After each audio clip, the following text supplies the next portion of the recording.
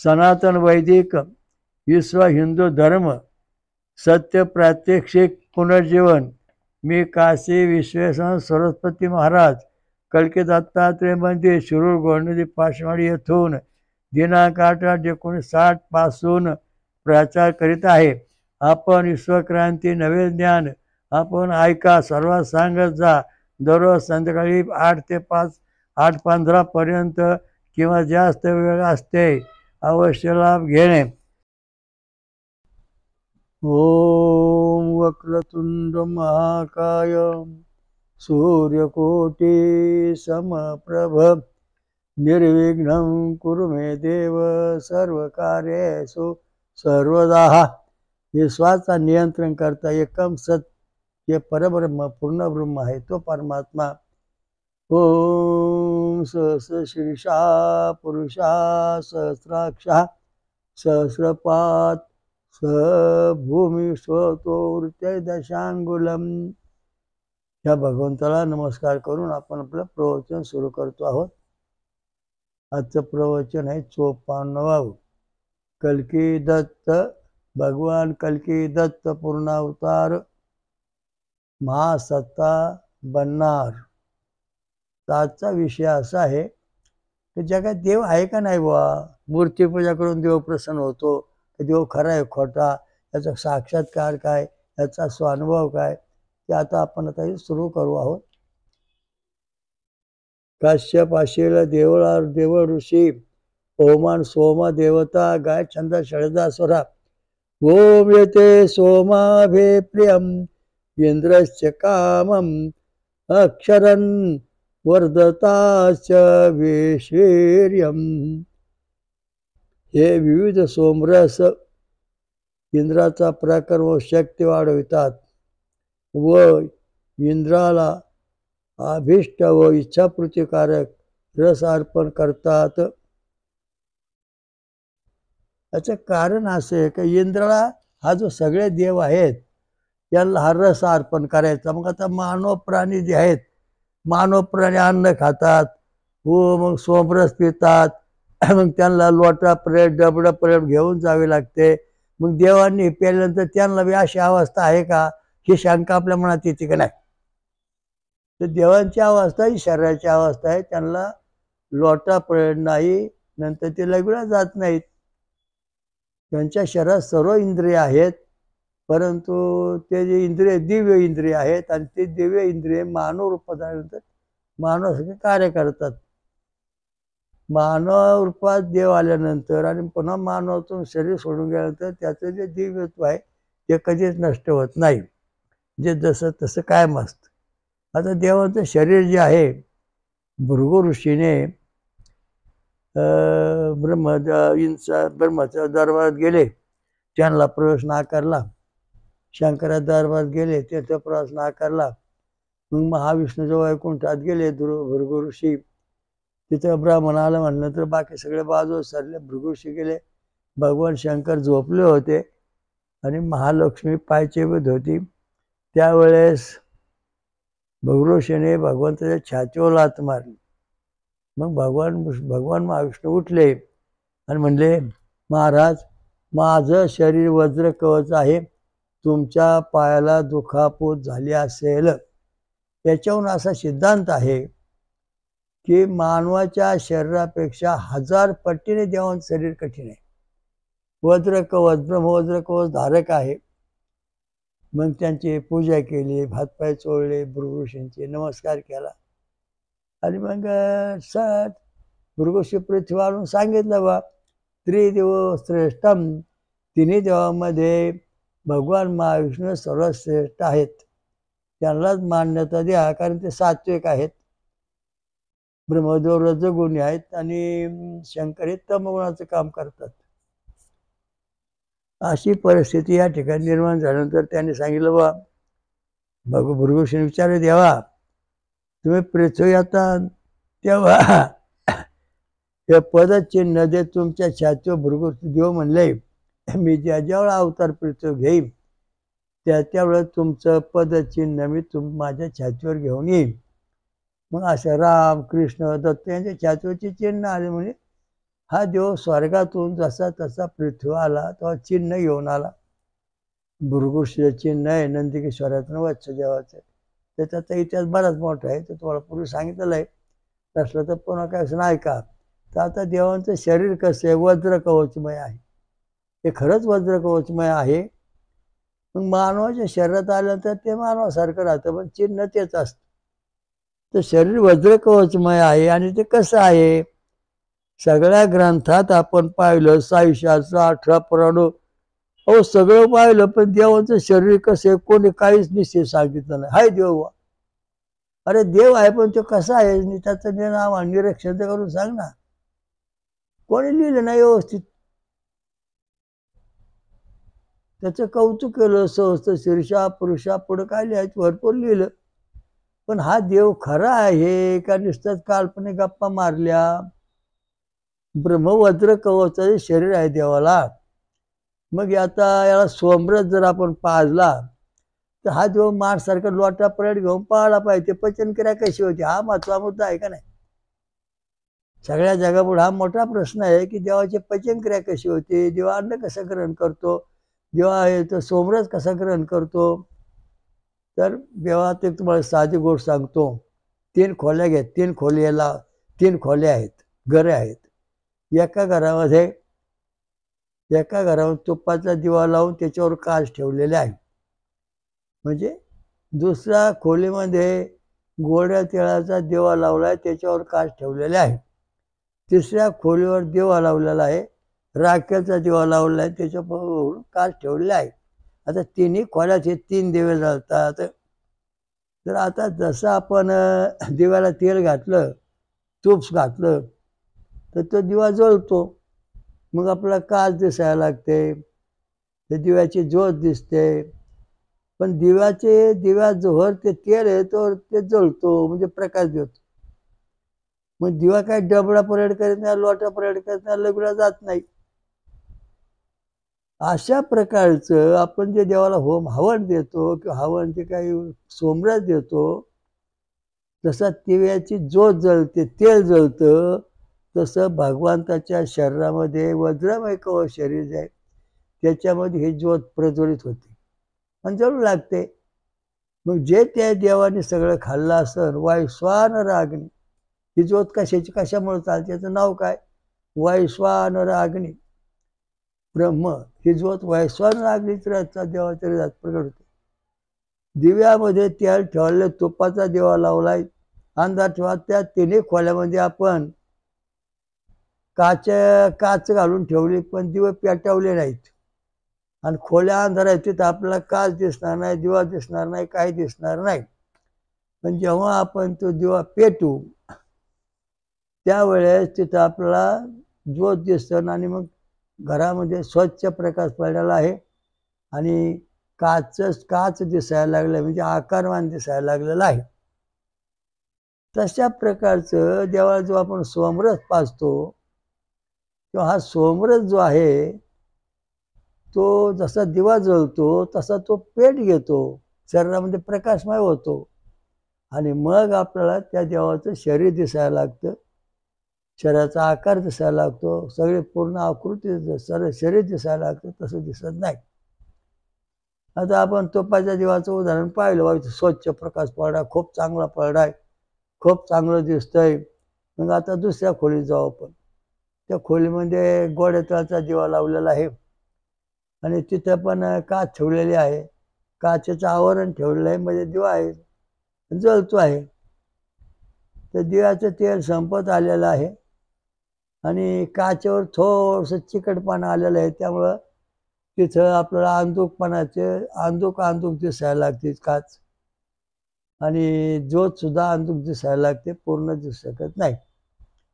मग आपण गेलो तिसऱ्या खोली, म्हणजे तिथं राखेचा दिवा लावलेला आहे, वरून काचेचं आवरण ठेवलेलं आहे. मग आता काय झालं की त्या तिसऱ्या दिवा पाहिला तिथं गेलो तर त्या काचेवर सगळे आतून काजळे आलेले आहे आणि दिवा पण दिसत नाही आणि खोलीतला अंधार पण नाही झालेला आहे.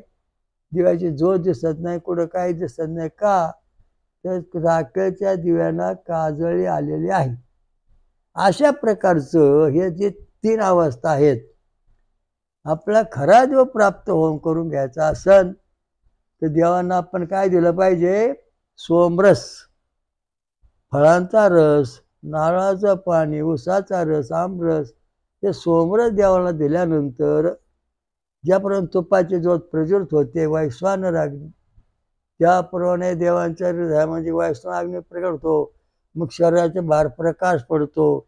मग आपला प्रकाशमय देव दिसू लागतात, प्रकाशमय.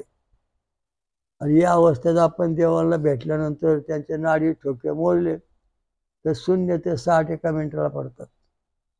त्यांच्यावर आपण संभाषण करतो, भेटू शकतो. का? तर आपण देवाला होम हवन जे दिलेलं आहे ते सोमरस दिलेलं आहे. या ठिकाणी सोमरस म्हणजे हा देवांची गादी, ब्रह्मरस, ब्रह्मगादी, ब्रह्मन मार्ग, देवान मार्ग या तत्वामध्ये आपण ही पहिली ज्योत पेटवलेली, गावरण तुपाची, तिच्यामध्ये काच भरून काच ठेवलेली आणि ते पेटवल्यानंतर मग आपला काच दिसते, घरात उजेड दिसतो. तशा प्रकारचं आपण देवाला होम हवन जेव्हा सोमरसाचं करू तेव्हा देवगाईच्या त्या तुपाच्या दिव्यासारखा प्रकाश म्हणून आपल्याला दिसू लागतो. राम कंदमुळे खात होते, कृष्ण दैलोनी खात होते. त्याच्यामुळं त्यांचं शरीर असं प्रकाशमय बनलं. तर स्वर्गातले देव आणि पृथ्वीचे देव यांच्यामध्ये फरक कसा? तर आपलं शरीर हाडामांसाचं, त्यांचं शरीर दिव्य तत्वाचं. त्यामुळं त्या देवांचं शरीर जे आहे ते वज्र कवच आहे, नाड्या वज्र कवच आहेत, सगळं काय वज्र कवच आहे. त्याची गणना कोणाशी करता येत नाही, तुलना करता येत नाही.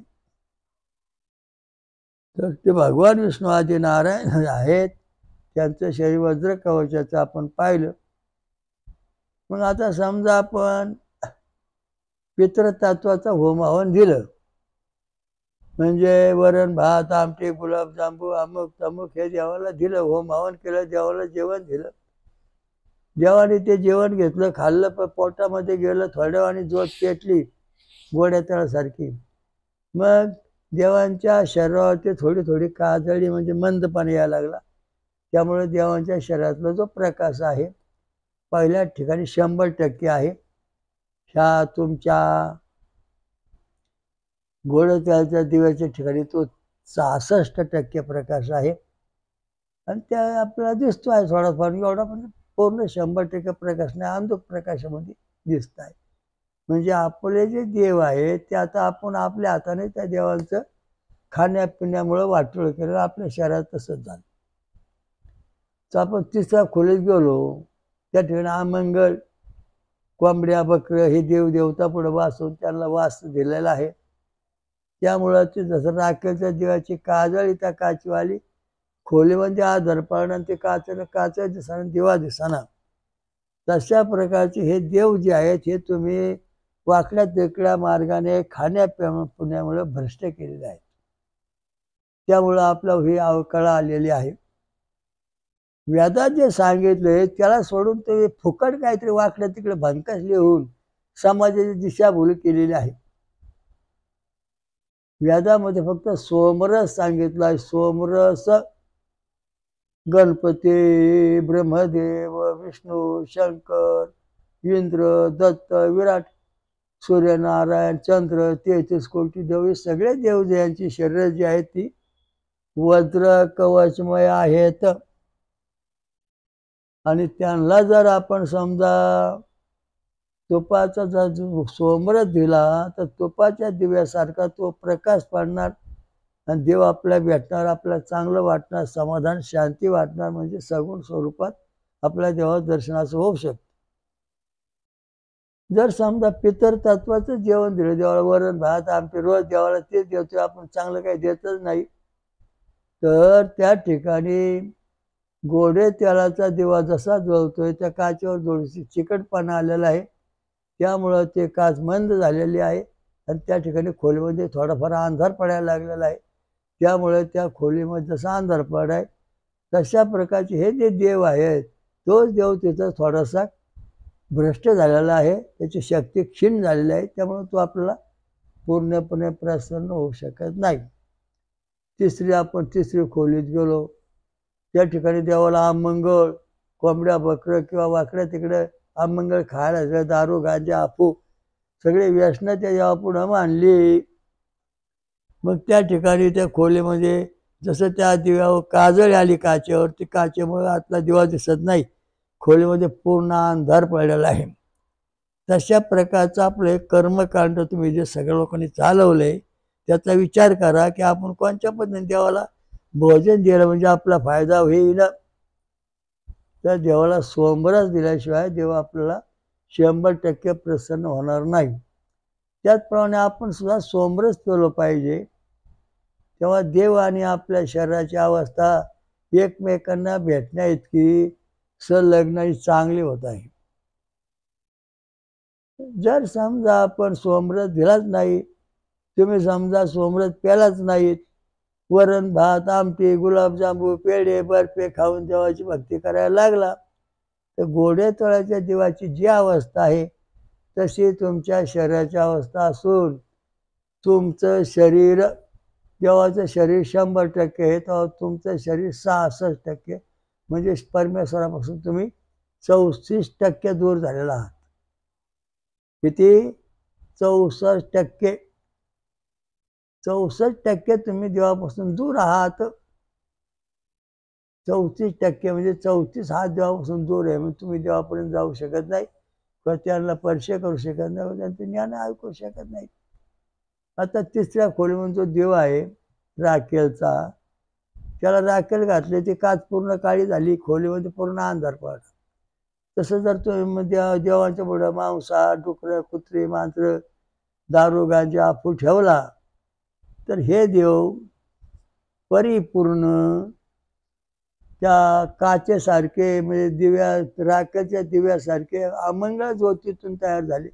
त्यांचे अमंगळ ज्योत तयार झाले आणि ते मग त्यांच्या कवचावरती काळे मारलेले दिसत नाही त्यांना, आणि त्यामुळे तुमचं कल्याण होत नाही, मानवाचं कल्याण होत नाही. म्हणून तुम्हाला ईश्वर प्राप्ती करायची ना, मग तुम्हाला सोमरसाच प्यायला पाहिजे असं धर्मशास्त्र सिद्धांत मान.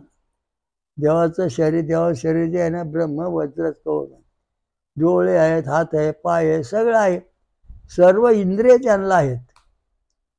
देवाच्या शरीरामध्ये अमृत आहे, मानवा शरीरामध्ये रक्त आहे, देवाच्या शरीरामध्ये सोमरस आहे, मानवा शरीरात पण सोमरस आहे. म्हणून आपण देवाला भेटू शकतो, देवावर संभाषण करू शकतो. तर या दृष्टीने आपलं आचरण पाहिजे. मोठमोठे जे तत्ववेत्ते साधू आहेत पण मुळे फळे खाऊन राहतात, त्यांना देवांचा पूर्ण साक्षात्कार होतो, आशीर्वाद मिळतो, त्यांना भगवान शंकर गणपती भेटतात. एकदा मी लहान असताना 5 वर्षाचा स्वर्गातून खूप मोठा प्रकाश पडला आकाशात. तो आमचे आई वडील आजोबा पंजोबा आई वडील आजोबा आणि आजी मावश्या सगळे आणि गावातली काही मंडळीवर पाहायला लागली, हे काय आलं वरून. मला मुले मोठा आला, जाळ आला, प्रकाश आला आपल्याला, तर आपण आता नष्ट हो काहीतरी हो, घाबरे पण आला. मग थोड्या वेळामध्ये पाषाणवाडी जिथं आपलं घर आहे त्या घरापाशी ते देव उतरले. म्हणले मा, मग त्यांनी प्रकाश वगैरे सगळं घालून कमी केला. माँ मुझे बहुत भूख लगे बोले, घी में प्रसाद बनव.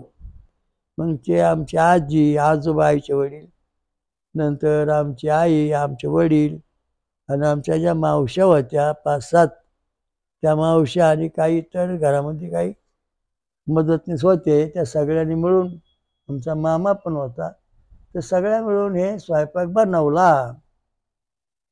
गायच्या तुपामध्ये पुरणपोळ्या वगैरे असं भरपूर जेवण तयार केलं, सोमरस केला, दही आणलं, ताक आणलं, मग त्यांच्यापुढं फळांचा रस तयार करून ठेवला, अशी भांडी त्यांच्या पुढं मांडली.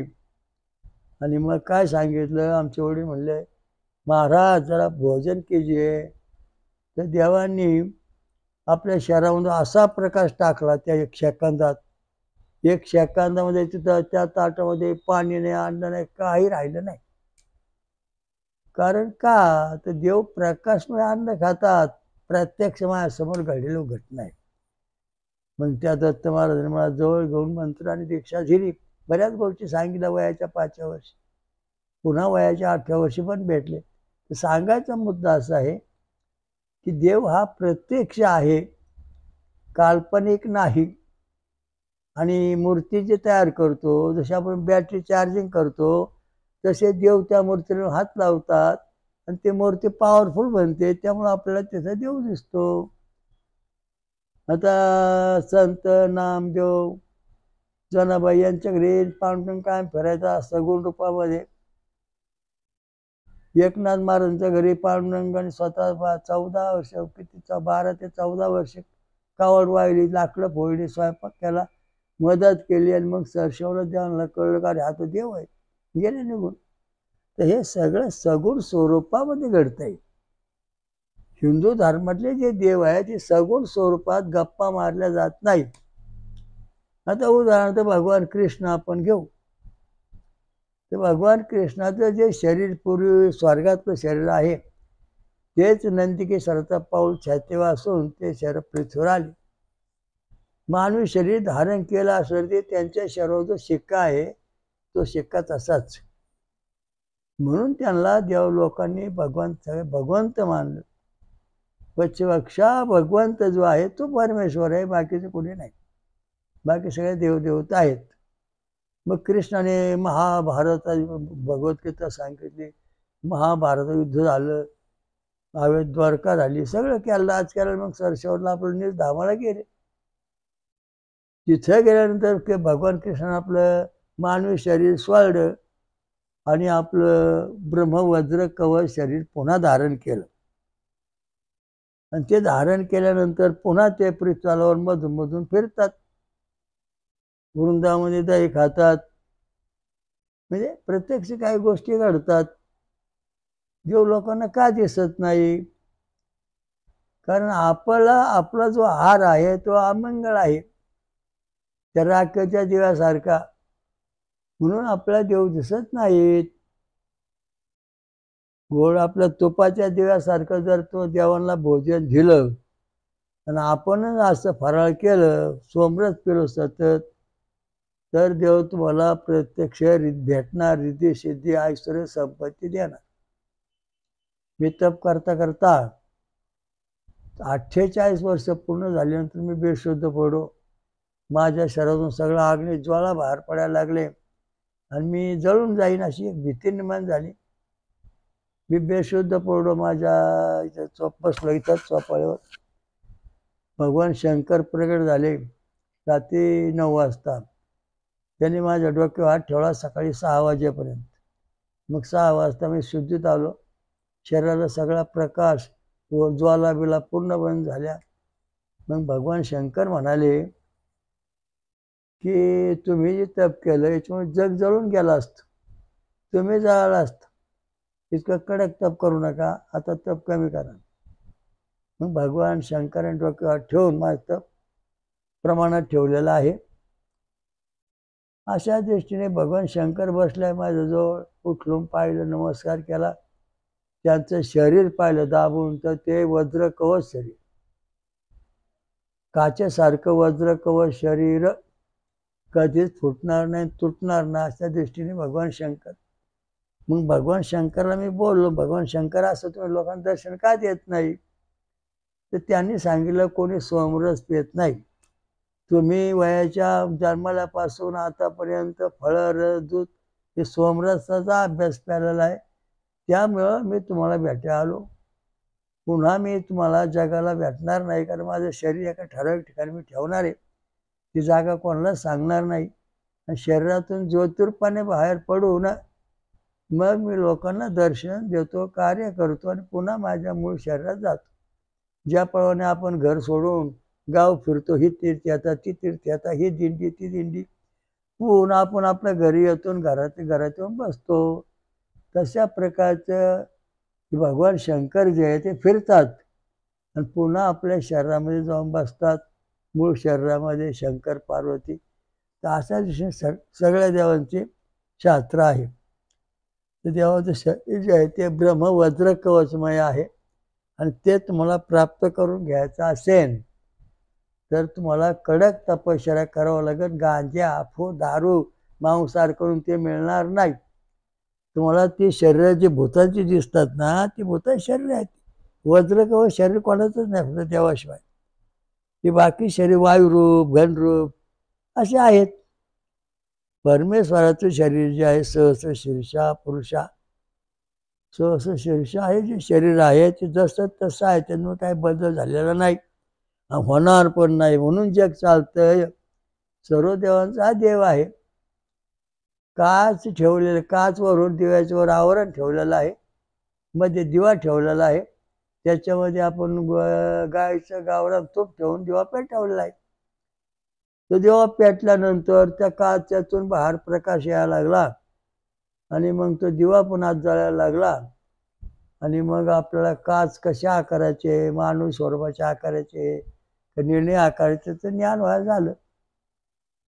तशा प्रकारचं आपण देवाला जेव्हा सोमरस देऊ तेव्हा देव दिसत नाही. मग ते काच आहे, दिवा आहे. आता दिवा पाहता पाहता पाहता दिव्यातलं तेल संपलं. दिव्याला तेल संपल्यानंतर काय आहे का, दिवाचा प्रकाश बंद झाला, पण काच जी आहे ती जागेवर आहे, दिवा पण जागेवर आहे. तसं देवांचं शरीर सगळं जागेवर आहे, ते नष्ट झालेलं नाही. मग पुन्हा आपण त्या दिव्यात तेल घातलं आणि पुन्हा पेटवला, पुन्हा त्यातून प्रकाश बाहेर पडला, ते काच ते सगळं दिसायला लागलं. तशा प्रकारचं आपण होम हवन करताना देवांना सोमरस हा प्यायला देणे, त्याचं हवन करणे, फळांचा रस, फळ, या दृष्टीने देवलोकांना, देवांना, परमेश्वराला हे दिल्यानंतर जसा तेव्हा जेव्हा प्रकाशतो तसं देवाची आंतरज्योत वैश्वानर नावाची जो अग्नी ज्योत आहे ती प्रज्वलित होते आणि मग देवाच्या शरीरातून प्रकाश बाहेर पडतो काचेसारखा. मग देवाचं संपूर्ण शरीर कसं आहे ते दिसू लागतं, चतुर्थ स्वरूप, विश्वरूप, अशा दृष्टीने शरीर दिसू लागतं. म्हणजे वज्रकवच शरीर आहे देवांचं.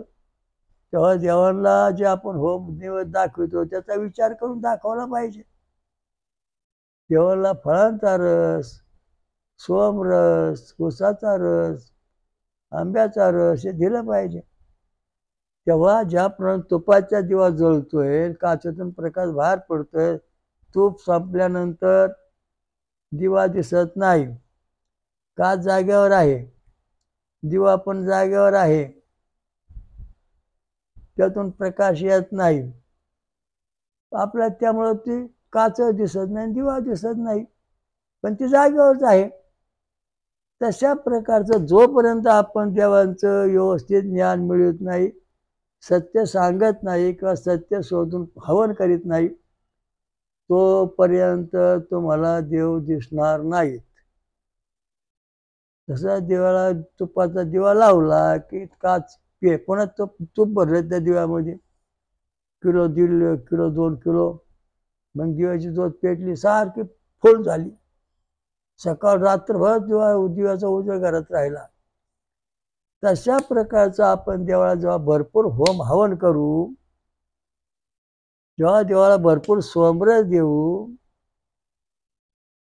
तेव्हा देव प्रकाशमान होतात. हेच आपल्या अमृतमन सकल कीर्तन मंदिरामध्ये पंचमुखी शिवलिंग, 12 ज्योतिर्लिंगाचं एकत्रित जे महाज्योतिर्लिंग कल्केश्वर नावाचं आहे, तिथं मी रस घेऊन गेलो देवाला घालण्याकरता. शंका आली, त्याला म्हणलं इतका दिवस रस घालतोय तर शंकर रस पितात की नाही. रस पिंड वाचला, उभा राहतो माझ्या शेजारी भगवान शंकर प्रगट उभे होते. मला म्हणले का शंका आली का तुम्हाला आमच्याबद्दल? आयाच आहे म्हणे, पांढरं शोभरस असं लखलखीत, कारण त्यांच्या शरीरामध्ये सोमरसाची ज्योत पेटली आणि मग त्यांच्या शरीरातून तो प्रकाश दिव्य प्रकाश पडला आणि मग भगवान शंकर बर्फासारखे अगदी सुंदर रूपाने दिसून दर्शन झालं. तर असे सगळे देव या ठिकाणी, देवी देवता, 33 कोटी देव, वेदातले देव, हे सगळे जे आहेत ते वज्र कवचधारी, ब्रह्म वज्र कवचधारी देव आहेत. वज्र ब्रह्म कवचधारी देवी आहेत आणि त्या सगळ्या या ठिकाणी येऊन सोमरस घेतात. त्यांच्याकरता आपण मशीन घेतली, रस काढतो रोज. भाविक मंडळी जी इथे रोज ऊस पुरवतात आणि त्यामुळे देवाचं चालतंय. तर सांगायचा मुद्दा असा आहे, तुपाचा दिवा लावा आणि काचेतून प्रकाश बाहेर पहा. तसा तुम्ही सोमरस प्या, देवाला सोमरस द्या, मग ते मला प्रकाश पहा. देवाला डबडा पडेल नाही, लघवी नाही. देवाला स्वतःचा प्रकाश असा तयार होतो. अशा दृष्टीने देव आहेत. हिंदू धर्मातले देव पूर्णपणे जिवंत आणि जागृत आहेत. फक्त त्यांना खूप हवन जे आहे, अमृत आणि सोमरस, हे दोन देवांचं मुख्य भोजन. ते एकदा त्यांच्या शरीरात पडलं तर तो प्रकाशमान होतो. आणि ते प्रकाशमान झालं तर देव आपल्याला दिसतात. आपण सोमरस प्या, म्हणजे तुमचं शरीर देवपान इतकं योग्यतेचं बनेल, तुम्हाला दिव्य दृष्टी प्राप्त होईल. मला स्वप्न देव आला होता, म्हणते मी असलं स्वप्न बिप्न देव आपण मानित नाही. देवाला मी सांगितलं भेटा, समक्ष भेटा, नाही तर अजिबात नाही. शनी महाराज, बजरंग, हे सगळे नवग्रह, सगळे देव आपल्या वज्र ब्रह्म वज्र कवच धारण केलेले आहेत. देव देवता सगळ्या ब्रह्म वज्र कवच धारण केले आहेत. मग तुम्ही म्हणता मूर्ती पूजा करतो आम्ही, मग ते देवांची पूजा कशी काय? आता तुम्ही बॅटरी आहे तुमच्याकडं, इन्व्हर्टर बॅटरी आहे, ती बॅटरी चार्जिंग करून ठेवायची. लाईट गेली तरी बॅटरी उजेड पडतो. तसे हे देव जे आहेत, समजा भगवान कृष्ण, दत्त किंवा महादेव, शंकर, हे सगळे आपल्या ज्या ज्या ठिकाणी स्थानी आहेत, त्या मूर्तीला जाऊन हात लावतात, त्यांना चार्जिंग शक्ती तयार करतात. मग हे देव जरी स्वर्गात गेले तरी त्या मूर्तीतून देव देवता बाहेर पडतात. पण काय दिसतो. मला एकदा पांडुरंग आले, म्हणले महाराज तुम्ही काय करता? म्हणजे काय करीत नाही. म्हणजे तुम्ही आता लहानपणापासून सोमरस पेत आलेला आहात, तेव्हा आम्ही तुमच्याकडे आलो तुम्हाला प्रसन्न होण्याकरता. पंढरपूर सोडून इथं येऊन आलेलो आहोत आम्ही. का? तर आम्हाला तुम्हाला काय ज्ञान तुमच्याकडून सांगून लिहून घ्यायचं. म्हणजे ठीक आहे. मग पांडुरंग आले ना, सगुण स्वरूपात पांडुरंग आले. नंतर ते ज्यूस पिऊ लागले आणि बसले. म्हणजे ठीक आहे, तुम्ही भगवद्गीता आणि ज्ञानेश्वरी यांचे जे संबंध लिखाण आहे, आम्ही तुम्हाला सांगतो, तुम्ही लिहून काढा. म्हणजे ठीक आहे. मग पेन, अक्षर, त्याचा पैसा सगळे देवाने आणून दिलं आणि आमचं लिखाण सुरू झालं. स्वयंपूर्ण महाकल्केश्वरी, भगवद्गीता अर्थात ज्ञानेश्वरी, आता स्वयंपूर्ण महाकल्केश्वरी 1,85,000 म्हणजे जवळजवळ 2 लाख श्लोकांचं महाकाव्य देवांनी माझ्याकडून लिहून घेतलं. त्यांनी सांगितलं जवळ बसून, ते बी 48 वर्ष, एक दिवस नाही. 48 वर्ष देवांनी मला काही कमी पडून दिलं नाही. रोज काय लागेल फराळ त्यांनी आणून दिलं. देव सगुण स्वरूपामध्ये आहे, तो सगुण स्वरूपात भेटतो. त्याच्याकरता तुम्हाला श्रद्धा नको, देवाला भोजन चांगलं द्या, देवाचं नाव व्यवस्थित घ्या, म्हणजे मग तुम्हाला सगळं प्राप्त होईल. देह शुद्ध करून देव पाहावे. आपला आधी देह शुद्ध करा, मन शुद्ध करा, बुद्धी शुद्ध करा, तेव्हा तुम्हाला सगळा देव देव जे भक्त आहे तो दिसतं. पावर मग तुम्हाला शक्ती येईल.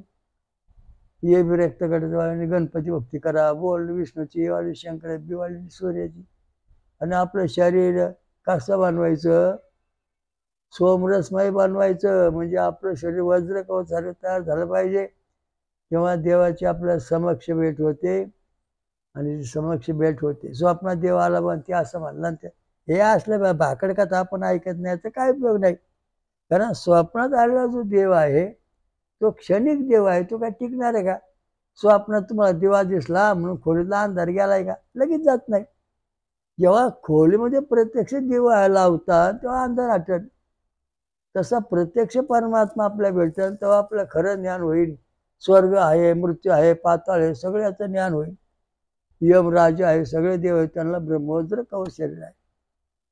तुम्हाला कोणाला अनुभव घ्यायचा असेल तर श्री स्वयंभू ईश्वर राजा अमृत मंदिर, कलके दत्त मंदिर, पाचमळ, गोणे, शिरूर इथे येऊन तुम्ही दरवर्षी 10-10 दिवस साधना करा, फळ खा, दूध पिऊन राहा.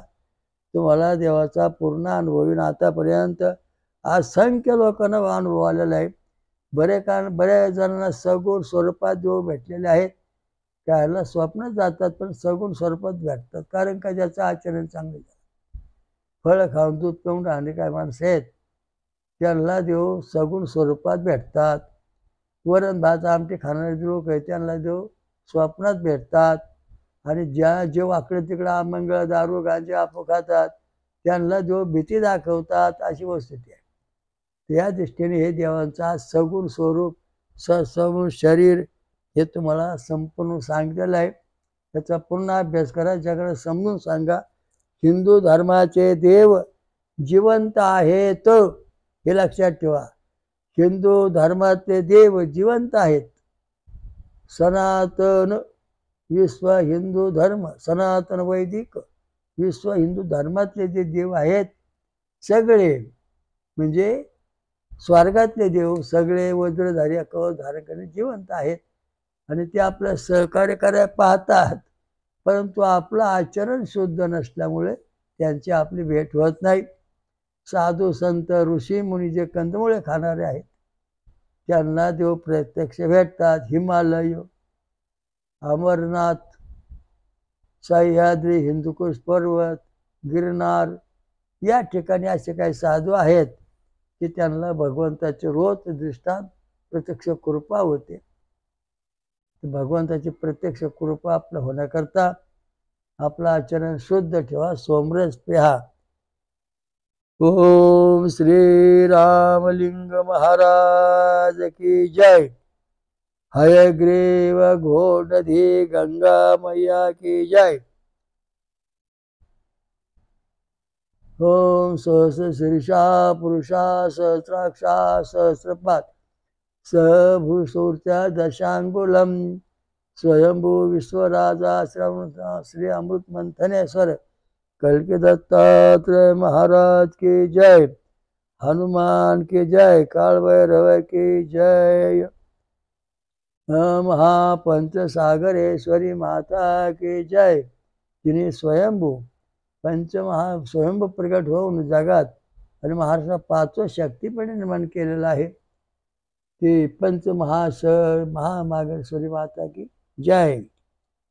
कालभैरव की जय. हनुमान की जय. शनीश्वर महाराज की जय. श्री गुरुदेव दत्त. ओम शांति शांति.